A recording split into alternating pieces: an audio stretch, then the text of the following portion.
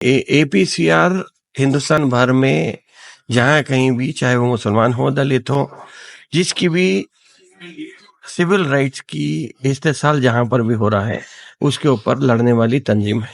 ان کے طرف سے حیدرآباد میں آج ایک پروگرام رکھا گیا تھا تاکہ حیدرآباد کے لوگوں کو بھی ان کی کارکردگی سے واقف کرایا جائے، اور حیدرآبادیوں میں بھی پھر وہ ایسا جگہ جائے کہ وہ ابھی ایک زندہ قوم ہے، انہیں آگے بڑھنا چاہیے جہاں کہیں پہ ہو، چاہے وہ دلت کا استحصال ہو، یا عیسائی کا ہو، یا خود مسلمان کا ہو.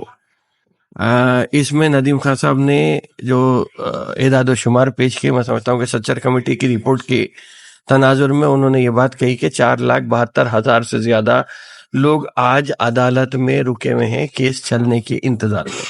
ویسے ہی اگر دیکھیں گے تو ہر ملک میں فی الوقت جو موجودہ حالات ہیں وہ یہی بتاتے ہیں کہ کہیں پر بھی مسلمان ہو یا دلت ہوں یا ہندو ہوں، ان کے ساتھ انصاف نہیں ہو رہا ہے. ان کو کہیں نہ کہیں کسی نہ کسی مسئلے میں الجھا کے جیل بھیجا جا رہا ہے، یا کیسز رجسٹر کر کے ان کے آواز کو دبانے کی کوشش ہو رہی ہے. تو وہی چیز کو ایک احساس دلانے کے لیے یہاں پہ یہ پروگرام رکھا گیا تھا اے پی سی آر کی طرف سے. اس میں بھی یہاں پہ شریک ہوا. نہیں، ڈیلیبریٹلی عدالت میں ہر وقت یہ بات ضرور آئی ہے کہ جتنے عدالتیں ہیں اور جتنے کیسز ہیں، پینڈنگ کیسز کی جو بات ہے، وہ شاید تقریباً 20 لاکھ کے قریب پینڈنگ کیسز ہیں پورے ہندوستان بھر میں عدالتوں میں. تو اس کے لیے ججز ناکافی ہیں، کورٹیں ناکافی ہیں. اب عدالت کی یا قانون کی بات کریں گے تو تاریخ کا جو مسئلہ ہے، وہ آپ کہیں پر بھی ایک عذر ظاہر کر کے تاریخ لے سکتے ہیں. تو شاید اسی لیے یہ ایک بہت بڑی فائل بنی ہوئی ہے مقدمات کی، لیکن قانونی اعتبار سے کیا کس کی گنجائش نکل سکتی ہے یا اس کے لیے بھی قانون بنانا پڑتا ہے، وہ میں اس سے واقف نہیں ہوں. کوئی وکیل ہی اس کی برابر تصدیق. آج اے پی سی آر کی طرف سے ایک بہت ہی اچھا پروگرام یہاں پر منعقد کیا گیا تھا مدینہ میں، اور جس کا ٹاپک تھا جسٹس ان چینجنگ ڈیموکریسی. تو آج کے جو ہمارے ملک کے حالات ہیں اس کے تحت جو ڈیموکریسی میں جو جسٹس میں چینجز آ رہے ہیں، جس طرح جسٹس ڈیلے ہو رہی ہے، جسٹس ڈینائی ہو رہی ہے، اس کے بارے میں کافی طویل ڈسکشن ہوا. اور سبھی اسپیکرز کا یہی تھا بولنا کہ ہمیں آواز اٹھانی تو ہے، چاہے ہم کتنا چینجز لا سک رہے، شاید وہ چینجز امیڈیٹ نہ دکھیں، لیکن یہ سب ٹائم لگے گا، چینج لانے کے لیے ٹائم لگے گا. اور آواز تو سب کو اٹھانا ہے اور سب کو مل کر آواز اٹھانا ہے، چاہے ایٹراسٹی کسی بھی سیکشن آف سوسائٹی پر ہو، چاہے دلت پر ہو، چاہے کرسچن پر ہو، چاہے مسلم پر ہو.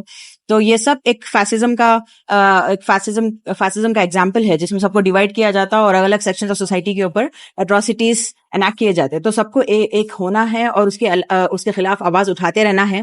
اے پی سی آر کا جو کام ہے پورے ملک میں لیگل ایڈ پرووائڈ کرتی ہے، سول رائٹس وائلیشنز کے اوپر آواز اٹھاتی ہے، فیکٹ فائنڈنگ کرتی ہے جہاں پر بھی ایسے انسیڈنٹس ہوتے ہیں، چاہے موب لنچنگ کے ہو، چاہے رائٹس ہو، چاہے ایسے کوئی ایٹراسٹیز ہو، جہاں پر کوئی بھی کمیونٹی کے اوپر اٹیک ہو، مائنورٹیز ہو یا دلتس ہو، وہاں پر اے پی سی آر ہوتی ہے.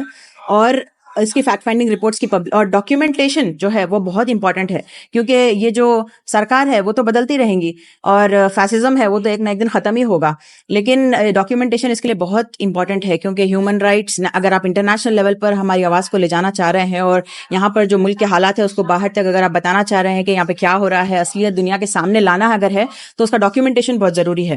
تو اس طرح اے پی سی آر کام کر رہا ہے. اے پی سی آر کی ہیلپ لائن نمبرز ہیں، آپ لوگ ریچ کر سکتے ہیں اگر کوئی ایشو آپ کے سامنے آئے.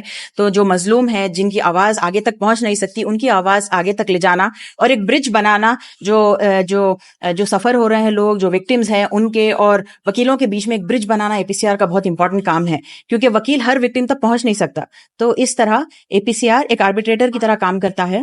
اور ایکٹیوسٹ کو لے کر اس میں سبھی لوگ ہیں، کئی ایکٹیوسٹ ہیں، ایڈوکیٹس تو ہیں ہی ہیں، مگر ایکٹیوسٹ بہت میجر رول پلے کرتے ہیں. اور ہم سب ایکٹیوسٹ، ہم چاہے ہم کوئی بھی فیلڈ کے ہو، ہم بزنس میں ہو یا ایجوکیشنسٹ ہو یا کسی بھی، ہم سب کو ایکٹیوسٹ آج بننا ہے، کیونکہ یہ ملک کی ضرورت ہے. اس آئین کو بچانے کے لیے ہم سب کو ایکٹیوسٹ بننا ہے اور اے پی سی آر جیسی آرگنائزیشن کا ساتھ دینا ہے. بہت بہت شکریہ.